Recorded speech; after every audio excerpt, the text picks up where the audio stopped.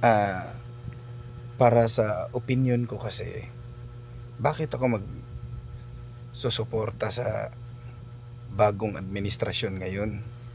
Hindi ako katulad ng ibang vlogger na nagtanga-tangahan o ayaw lang ba nila kay Duterte. Si President Duterte sa administrasyon niya, mabuti naman ang nagawa.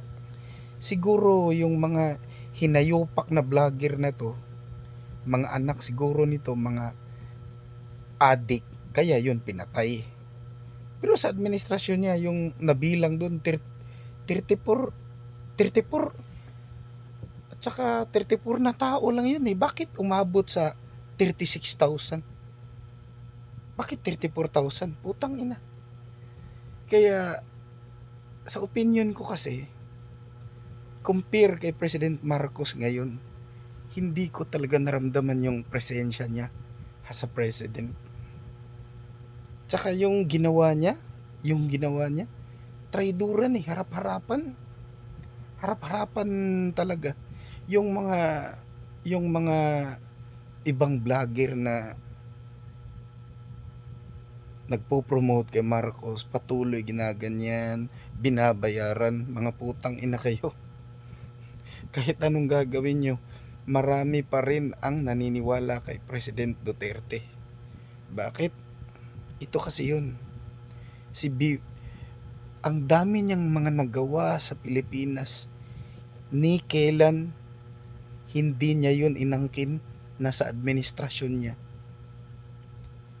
Ang sinabi lang niya, hindi ko pera yan. Pera ng taong bayan yan. Ang Marcos nyo pag kumain, ang sarap-sarap ng mga pagkain. Pero pag sila ang kakain sa Malacanang, parang ordinaryong nasa bahay lang. Kakapal ng mukha nyo para sirain si President Duterte.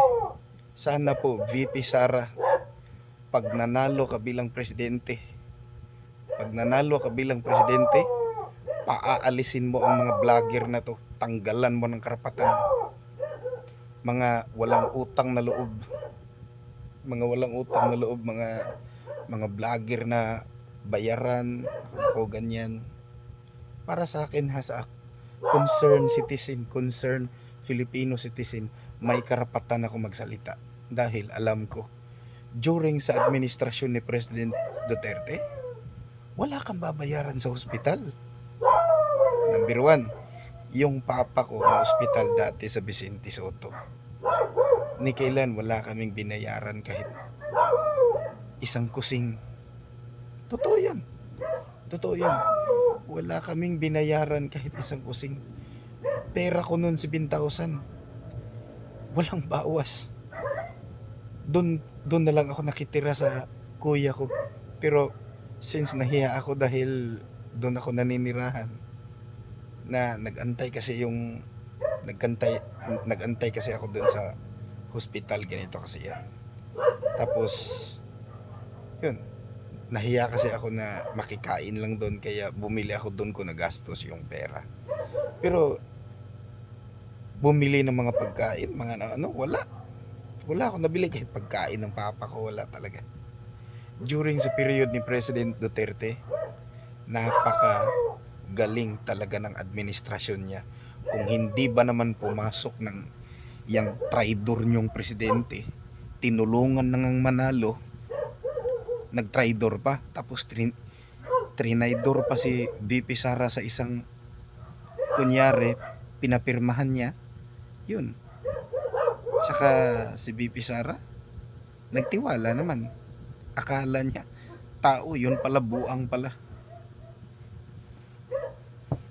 Kapal talaga ng mukha, grabe. Ayoko magsalita sana eh. Dahil presidente yung babanggain mo. Pero, nakakaawa yung matanda, dinakip ng putang inang pinisting pulis na yun. Na wala man lang warrant of arrest. Sarap patayin ng putang ina yan. Sir, pag nagboxing kayo, please sirain mo ang pagmumukha niyan. Kapal-kapal ang mukha ng putang ina talaga. Nako. Sus. ayoko sanang magsalita eh, kaso ayoko sana magsalita eh, pero gusto kong ilabas yung galit ko. Tang ina talaga.